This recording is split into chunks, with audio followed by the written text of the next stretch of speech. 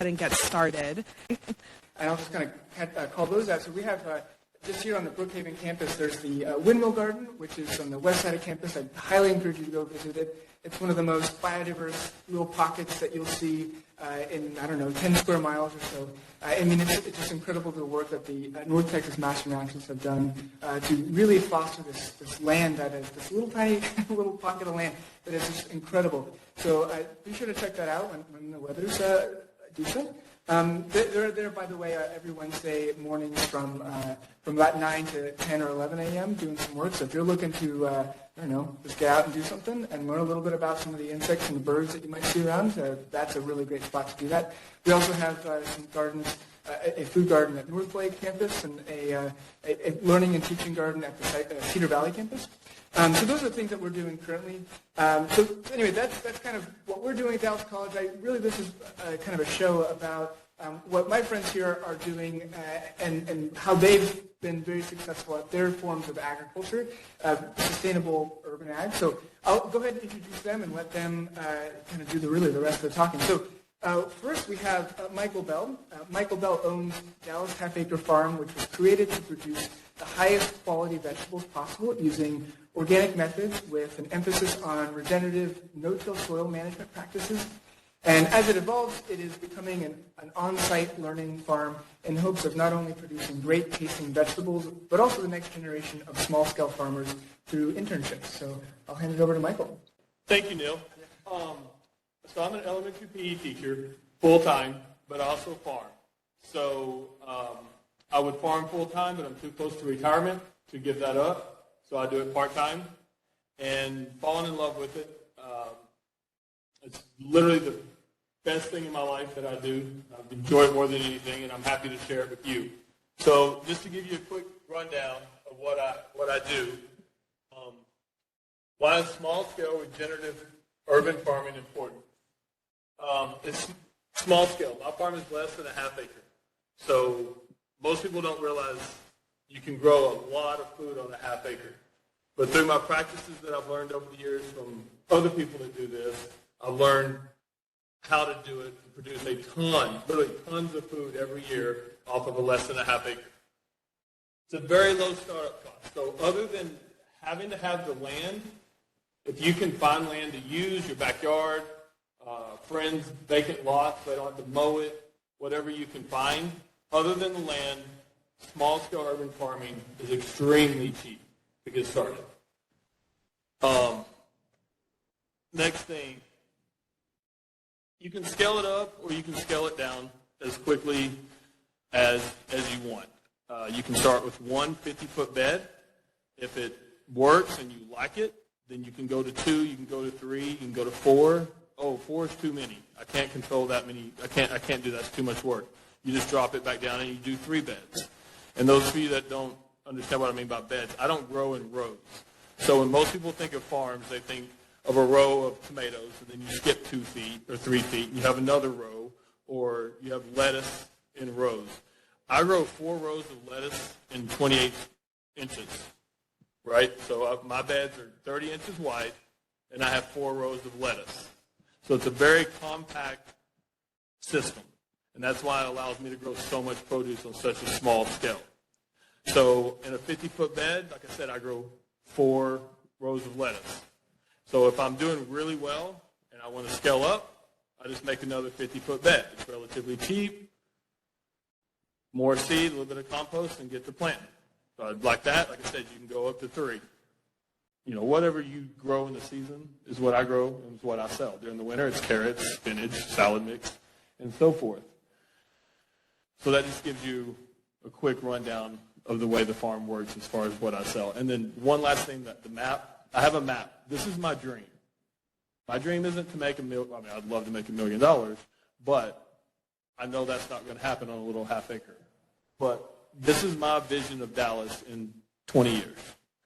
The big red dot, I'm an egomaniac, that's my farm. So my circle had to be bigger than everybody else's. But all the other little bitty red dots are other farms that I want to help people start.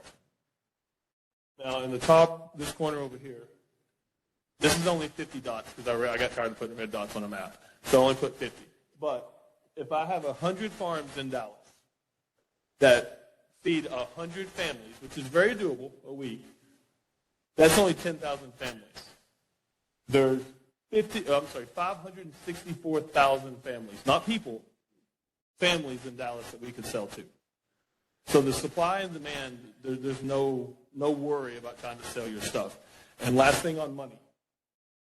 I sell everything for $20 a basket. So 100 families a week times 52 weeks is 5,200 baskets. Times $20 a basket, that's $104,000 a year. Now then I'm going to take a shot in the dark and say there's no IRS agents in here. So if you get them to put a $20 bill underneath the floor mat when you drop it off, you make $104,000 a year. Or, but you get what I'm saying. It's very, very lucrative.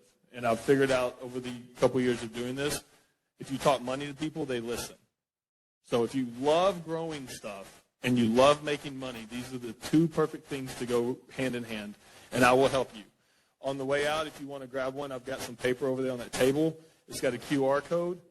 There's 7 videos that you will go to with that QR code, and it will show you everything you need to know to get started. They're not my videos because I'm not getting in front of a camera.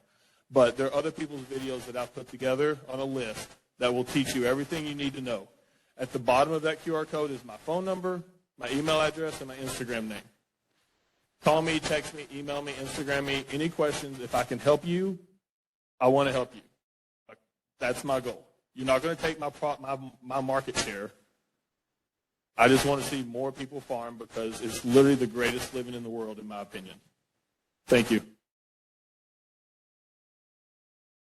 you, Michael. So next, we'll introduce Drew Demler. So Drew is the Director of Horticulture for the State Fair of Texas. He's the head of the Big Tex Urban Farm project centered around Fair Park. They grow produce in a greenhouse in a shipping container farm using hydroponics, and they donate all of the produce to various nonprofit groups in southern Dallas. Big Tex Urban Farms also serves as a training facility for future farmers and a destination site for many groups. So I'll hand it over to Drew.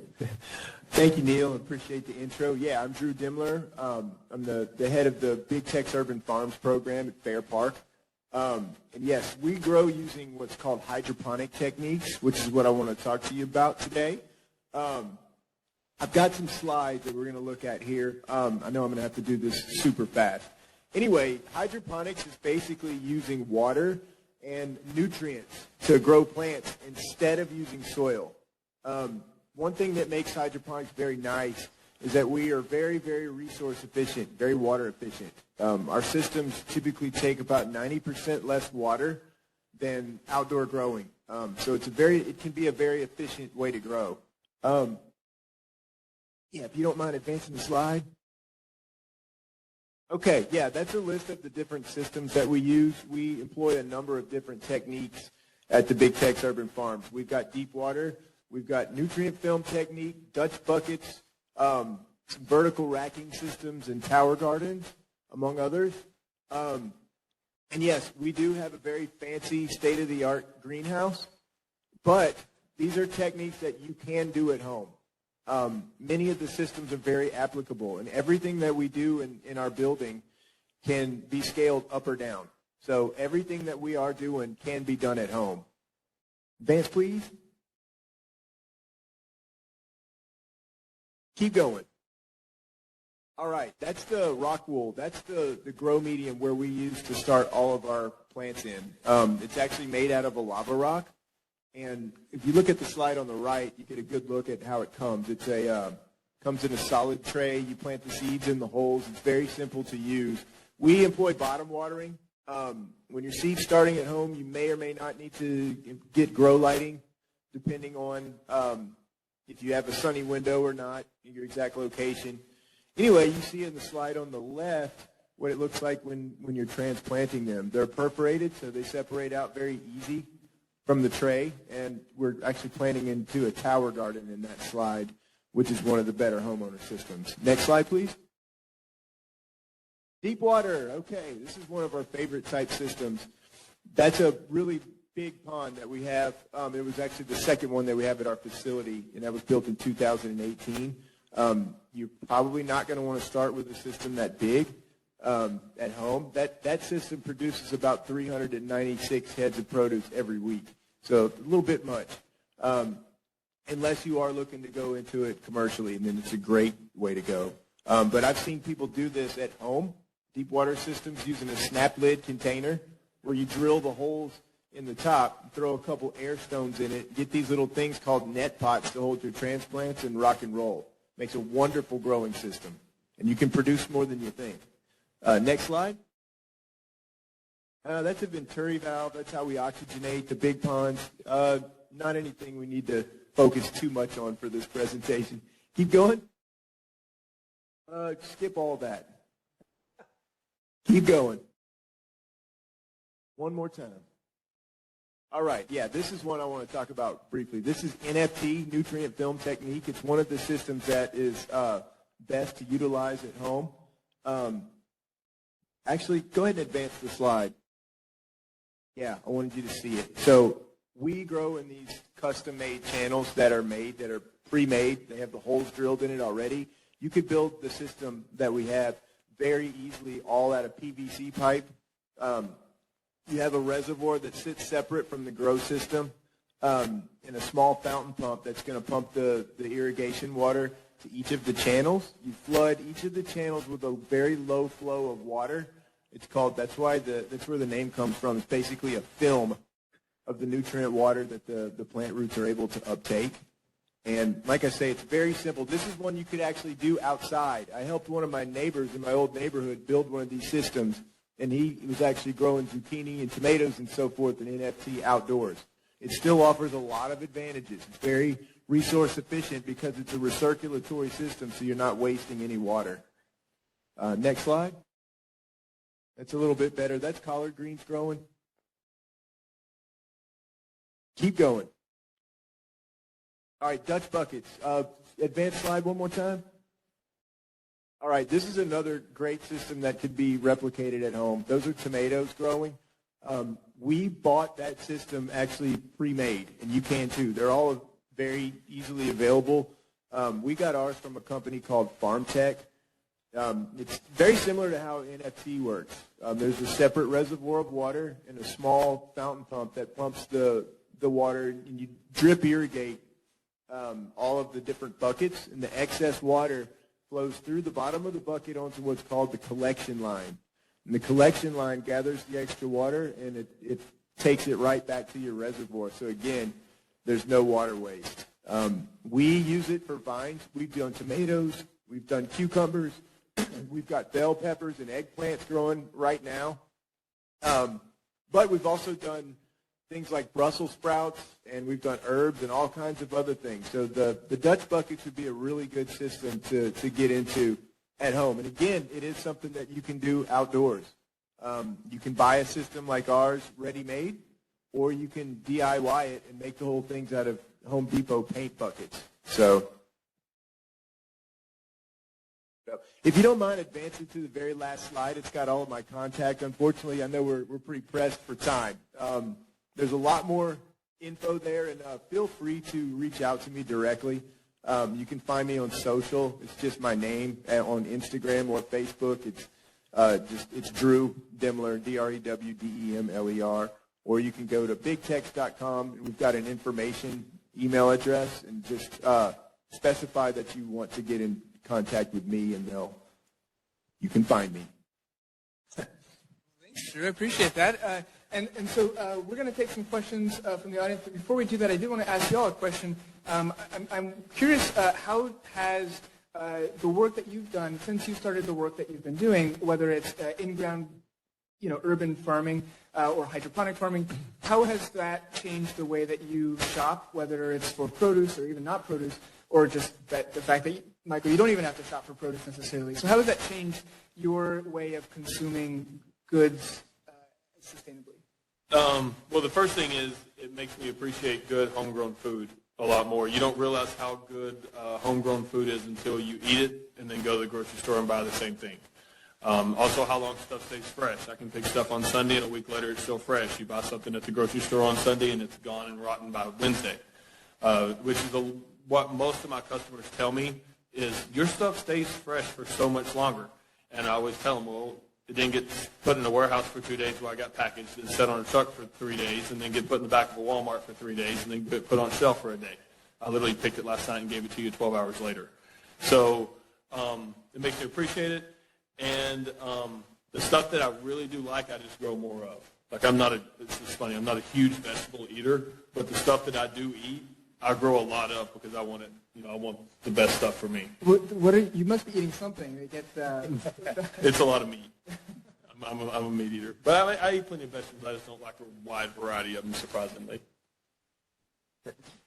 Yeah, same thing. I've got a big garden at home. I've got a small yard, but it's sunny, so I grow a lot of different produce. And I grow microgreens, which I highly recommend everyone doing. It's so easy to do at home. So, yeah, no, I go through long stretches where I don't really have to buy a lot of produce. But when I do, I try to be a lot more conscientious. I try to make it to the farmers markets, which is kind of tough because I work a lot on the weekends, which is when they tend to happen. But yeah, I'm definitely a lot more conscientious about where things come from and try to be as diligent as I can about trying to locally source the few things that I do need to buy when I need to. Excellent. Well, and Faye, do you have some questions queued up for us? I do, yes. Thank you. And we'll just go into it so we can answer as many as we can. We've got about 5 or 10 minutes to answer some questions. So the first question is for Michael. What product do you grow that generates the most revenue?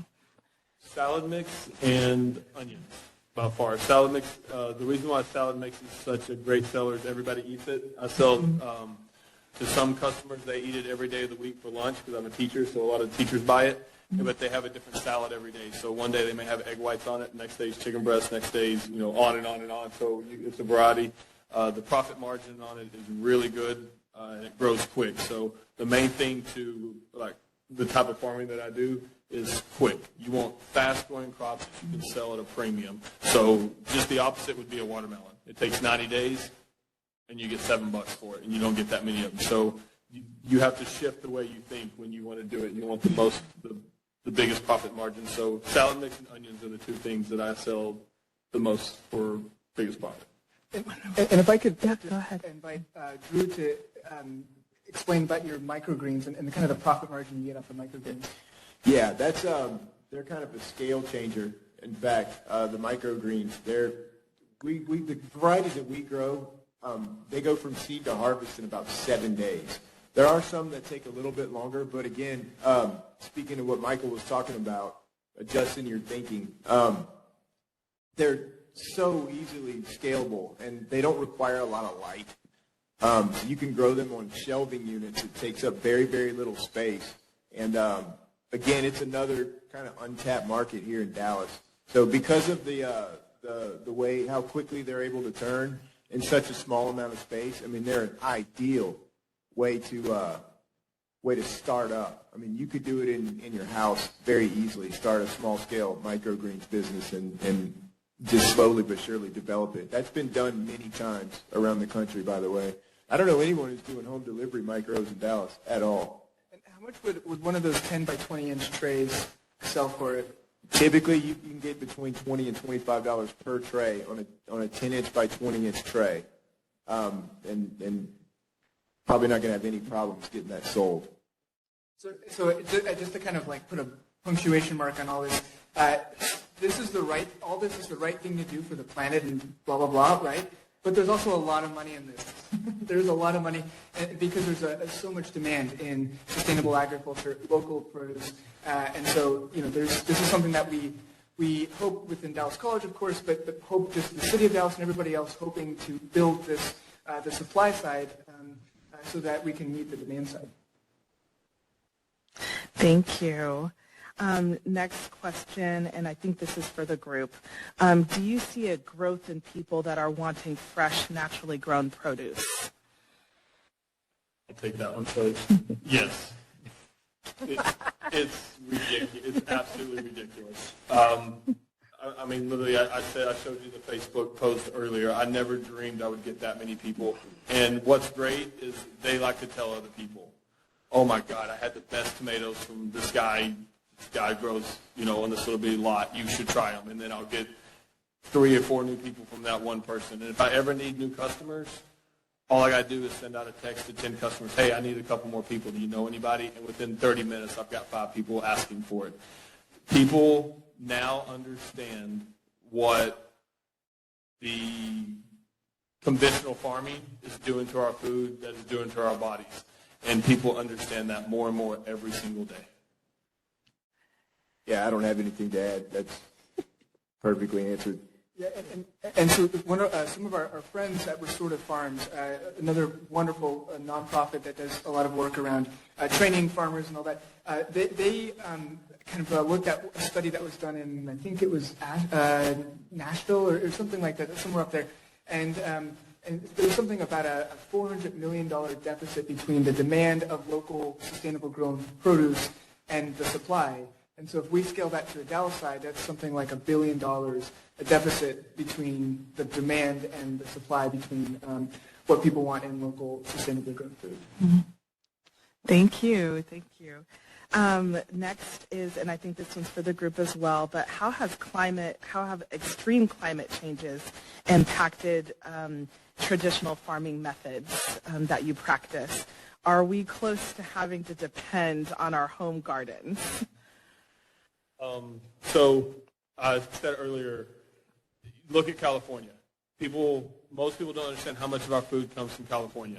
Like 90% of the United States lettuce salad mix comes from California. And unless it rained a whole lot yesterday, that place is a dust bowl. Like literally there's no lakes left. They're cutting their water to citizens. They only get so many gallons of water to wash their hair and drink a day. It's ridiculous. So I think it's more and more important every day that either people grow it themselves or they get to be best friends with a farmer. Like you've got to know where your food's coming from, because if you rely on it to come from the grocery store, you're going to wake up one day and it's not going to be there. Yeah, I don't think people realize how close to a disaster, for our nation's food sovereignty really is. Like Michael said, we're so dependent on one area, geographic area in particular, for a lot of the produce that we grow. And I mean, one little thing happens wrong, and we're in real trouble. So yeah, and that's where things like hydroponic growing techniques may, like you say, they may become necessary. Right now, they're great and very effective and kind of a novelty, but in time, in short order, they may become a necessity. We're able to eliminate a lot of food waste doing what we do, and also mileage. Fossil fuel consumption and mileage, because you can set these things up near urban areas or in urban areas where there may not be arable farmland, and get the food to the consumer pronto. So all of that plays in big time. And you mentioned home gardens. Yes, everyone should be doing that at home. I mean, my yard is tiny, like I say, and I work all the time, but I still produce a lot of the produce that I grow, and everyone could do more of that, for sure. I have a backyard garden and I own a farm. I mean that just makes no sense. Right. Thank you. This next question is for Neil. So how are you educating Dallas College students to empower themselves to start growing their own food? Yeah, so that's an excellent question. So something that we're going to be looking at doing this next year is having a lot more educational programs, signage. So a lot of it's going to be passive education. A lot of it's going to be kind of immersive education. So that the facilities that they'll be in, right? So the landscaping around here will just inherently be more sustainable through better plantings. So at our Mountain View campus, we're developing a greenhouse there so that we can grow a lot of these plants. I give them to facilities and say, hey, you want something that's not going to cost you any money? Here you go. Here's some plants, some Swiss chard and some dino kale and some edibles, and then that'll be part of the landscaping. We'll accompany that with some signage. So that'll be kind of an immersive educational thing that will accompany their in-class education as well. So that's probably the thing to look forward to the most this next year. And then, of course, workshops we'll be doing, and all kinds of, working with professors, working with classes. Thank you. So we'll end it on one more question. I wish we can keep going, but anybody, please feel free to jump in. But what advice would you give to those in poor communities that don't have access to fresh food and are currently in a food desert? Are there any resources that you can recommend for them to access? That's Drew's question. Yeah, yes, there are. There's food banks and food pantries, especially here in Dallas. That's what our program is really all about. And that's one of the goals that I have through our initiative, the Big Tex Urban Farms initiative, is to get more programs like mine, or ours, into cities everywhere, We're sponsored by a big event, the State Fair of Texas, but there's big events that go on all over the country. And, you even look at something like the Houston Livestock Show, and the money that they generate. Some of these other companies, hospitals, there's other programs that could be growing right along with us and developing more programs like that. So I would say that it's a big goal of mine to help create more resources for people in food deserts and in food insecure areas. But yes, there are pantries. There's North Texas Food Bank. They even have some garden sponsorship type programs and things. So there are some existing resources, but we definitely need to create more of them. And you can grow it on your own. And you can. That's the biggest thing. YouTube's a great thing. You can grow a lot of food in a little bitty space if you just put forth a little bit of the effort. Yeah. Thank you so much. And isn't YouTube a great resource? Yes. Thank you to our panel. Thank you to our audience for listening in. Our final panel of the day, you guys were amazing. Let's give one last round of applause for them. Yeah. Right. And before we dismiss you, could you go through on how we can contact you, or your Instagram, your Facebook? How can we connect? I said earlier, there's a piece of paper back there on that table. It's got a QR code to a list of videos, and below that is my email, my Instagram, and my phone number. I don't care. If I can't answer the phone, I won't answer the phone. But if you're at all interested in farming, please contact me. I will be more than happy to help you for free. And when you make a lot of money, you can give me a bonus or something. But please contact me if you're interested in growing at all. I would love to help you. Yeah, and I'm available on social also. It's just my name, Drew Demler, DREWDEMLER, and I'm on Instagram and Facebook. You can also find some stuff about our farming project at bigtex.com. There is an email address for the company. You can reach out and ask for more information about our farm, and they'll siphon you over to me. We also there is a page off of our home site specific for the farm where I've got a blog spot. So I've got videos and all kind of stuff there. So that's the best places to find me, on social or at bigtex.com. And if you have questions for me, you could welcome to email me at nkaufman at DallasCollege.edu, or also sustainability at DallasCollege.edu as well. Thank you. Thank you so much to our panel. At Eastfield College, it was very, very small. We put it together in like less than 2 months, and it was phenomenal, and we were so energized by it that we're continuing it 12 years later, and so that is sustainability. And I also want to add my thanks to my wonderful staff who put this together, and all of the volunteers who helped us. We couldn't have done it without them. And I also just want to say that this is my last Sustainability Summit as an employee of Dallas College. I am retiring in January, but I'm going to be back as a volunteer, and I hope to see you guys next year. So thank you for joining us, and safe travels home.